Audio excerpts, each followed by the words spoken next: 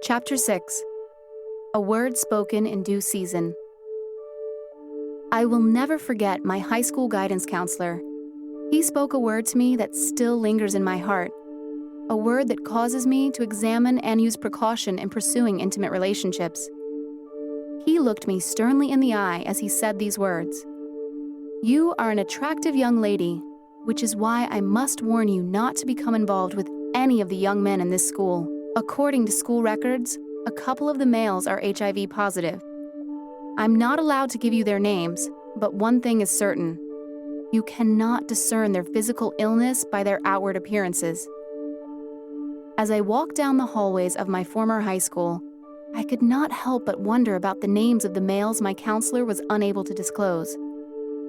Since then, sexually transmitted diseases have become more prevalent. HIV/AIDS is the second leading cause of death for men ages 25 to 44. More and more young people are beginning to take the epidemic seriously. Most young people report exercising greater caution in their sexual activities by always using condoms, being tested for HIV regularly, and decreasing their sexual activity. Yet, many still do not take the epidemic seriously and do not exercise precaution. Some people believe nothing bad can happen to them. They believe they are invulnerable and will live forever. These feelings of invulnerability may be the reason for such risk-taking behavior among young adults. On the other hand, many HIV-positive people continue to infect others and avoid HIV testing. The old adage goes, "Misery loves company." This attitude is selfish and is the reason wisdom and discretion should be used in relationships.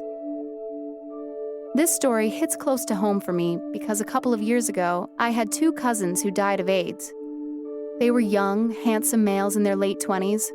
Their lifestyle of carelessness and promiscuity led to an early grave. Before their deaths, my mother and I went to her hometown. She and I were talking about the oppression and poverty in this small town.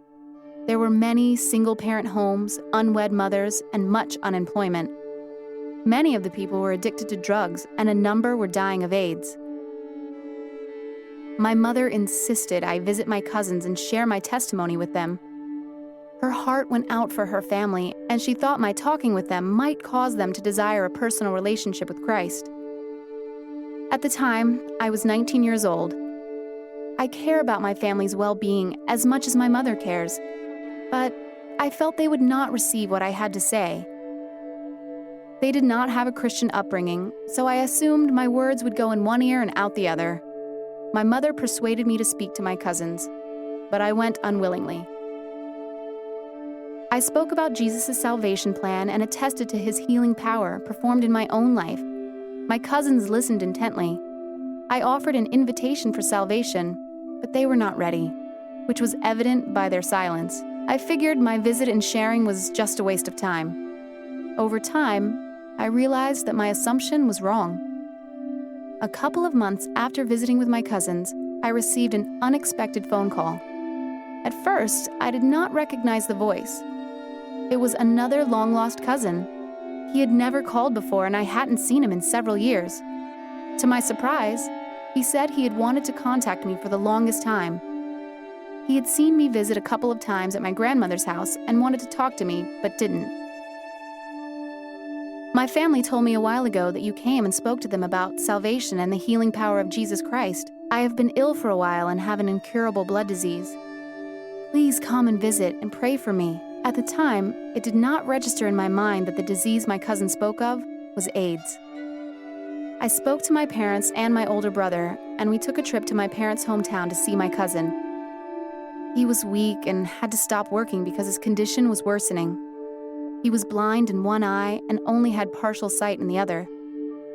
We ministered to him, and he accepted Christ as his personal savior, but he did not have the faith to believe God could heal him. He was enduring unbearable pain and wanted to be free from his misery. He held on to this word my brother spoke to him. To be absent from the body is to be present with the Lord. Shortly thereafter, he was admitted to the hospital and became aware his days on this earth were numbered. We visited him often, bringing uplifting music and tapes of the Bible, because he could barely see because of his failing eyesight. Before passing away, he made a list of all the people with whom he had been sexually intimate. He also believed that another cousin of ours also had AIDS, and he advised him to get himself checked. My cousin died that year, and shortly after that, my other cousin died of the same ailment. I now realize the Lord had me speak a word to my cousin in due season because he foreknew what lay ahead. I'm glad I was obedient to the voice of my mother and God.